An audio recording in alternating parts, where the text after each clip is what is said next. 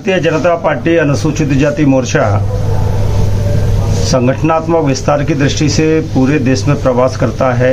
राष्ट्रीय अध्यक्ष का प्रवास भी रहता है, पदाधिकारी और अध्यक्षों के प्रवास भी रहते हैं। उसी प्रवास की दृष्टि से आज पंजाब के अनुसूचित जाति के प्रमुख भारतीय जनता पार्टी एससी मोर्चे के पदाधिकारी, एक्स एमएलए, कोई चुनाव लड़े हैं, प्रदेश पदाधिकारी, जिला अध्यक्ष, जिले के इंचार्ज, इन सब की आज बैठक है। मोर्चा ने अपने हाथ में बहुत सारे कार्यक्रम हाथ में लिए हैं।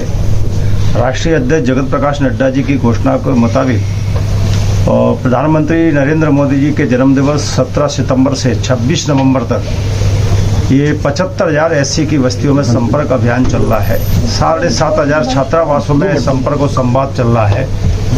और प्रदेश कार्य समितियाँ होती है, प्रशिक्षण वर्ग है, आगामी कार्यक्रम क्या होना है, इन सब को लेकर कहीं ना कहीं ये बैठकें आहूत होती है। उसी निमित्त आज होशियारपुर में हमारा आना हुआ है।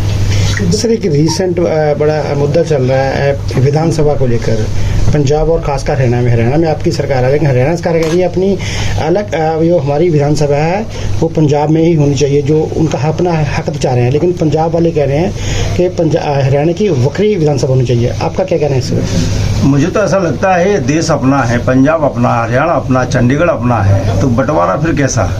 इसलिए जो पंजाब के लिए आवश्यक है, जो हरियाणा के लिए आवश्यक है, वो दोनों प्रदेश के लोग, दोनों सीएम बैठकर उसका डिसीजन करेंगे और एक अच्छा सॉल्यूशन क्या हो सकता है उसको निकालना चाहिए। सर, लगातार जो हमारा दलित भाईचारा है या ईसाई भाईचारा है, सिख भाईचारा, जो कम गिनती वर्ग है, उनके द्वारा दोष लगाया जाता है, प्रोटेस्ट करते हैं वो कि जब से देश में भाजपा की सरकार बनी है तब से दलितों पर जो कम गिनती वर्ग है उन पर अत्याचार बढ़े हैं।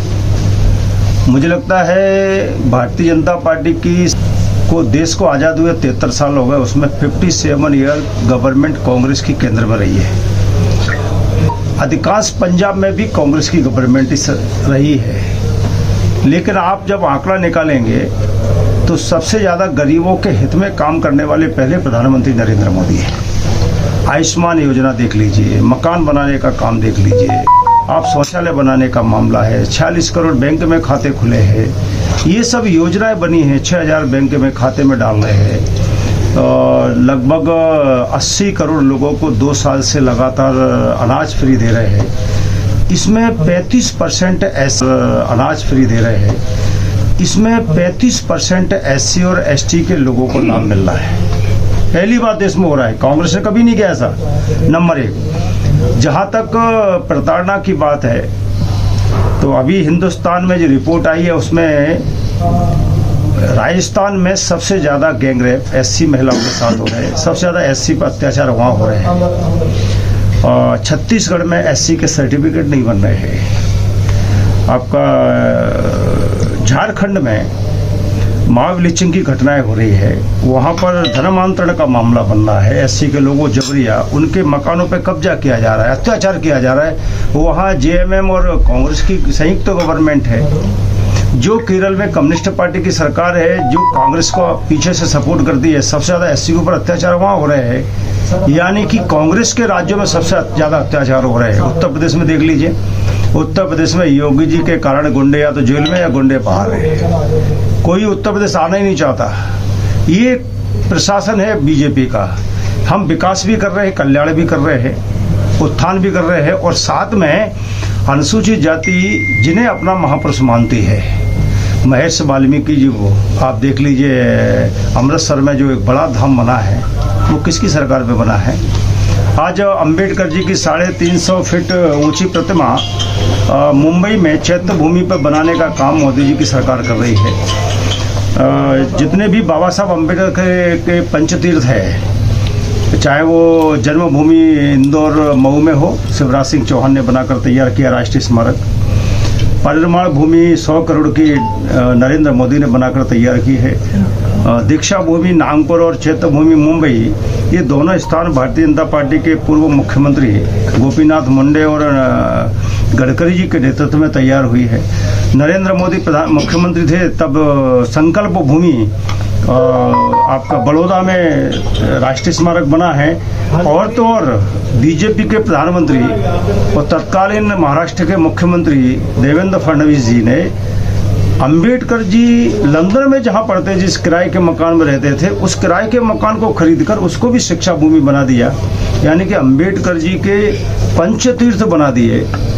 हिंदुस्तान में संविधान था, संविधान दिवस नहीं था। नरेंद्र मोदी जी ने 2015 से हिंदुस्तान में संविधान दिवस मनाना प्रारंभ कर दिया। बाबा साहब अम्बेडकर के नाम से भीम ऐप का नाम रख दिया। हिंदुस्तान का अभी का जो बजट आया पिछले वर्ष का, वो 124 लाख करोड़ का बजट है। एक बड़ा बजट हमको अनुसूचित जाति के कल्याण विकास के लिए दिया है। इसका मतलब है कि भारतीय जनता पार्टी और नरेंद्र मोदी जी ये अनुसूचित जाति के हितैषी हैं।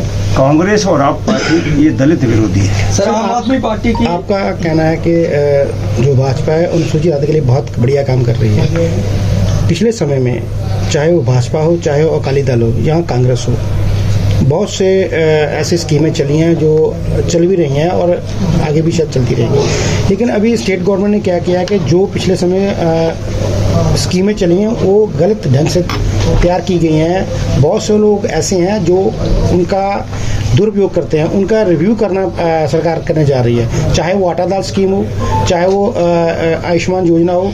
उस पर आप क्या कहना चाहेंगे? क्योंकि उसमें ज़्यादातर बहुत सारे लोग दलित समाज से संबंधित हैं। आप पार्टी की सरकार जब से पंजाब में आई है, यहाँ भी और दिल्ली में भी, उन्होंने नरेंद्र मोदी जी की गरीब हितैषी जो योजना है उनको बंद कैसे करें, उनको कमज़ोर कैसे करें, उनको लागू ठीक से ना करें, ये उनकी रणनीति का हिस्सा रहा है, जो पाप है। क्योंकि गरीबों को मोदी जी अगर भेज रहे हैं तो आपकी गवर्नमेंट को ईमानदारी के साथ उनको देना चाहिए। मुझे लगता है आप पार्टी की सरकार अगर ऐसा कर रही है तो कहीं ना कहीं ये उसका दलित विरोधी चेहरा है। एक तरफ अंबेडकर जी की तस्वीर लगाते हैं और दूसरी तरफ गरीबों की योजनाएं बंद करते हैं, तो ये गलत है। मैं इसकी निंदा करता हूँ। सर, रिसेंट एक और आपने मुझे कहा निंदा करते हैं, लेकिन ये भी सुनने में आया भाजपा जो अपनी आटा दाल स्कीम चला रही है वो दिसंबर में बंद करने जा रही है, जबकि आप पिछले 1.5-2 साल चल रही है। मुझे लगता है अंदाजा नहीं लगाना चाहिए कि बंद करने जा रही है। नहीं, मीडिया में खबर है।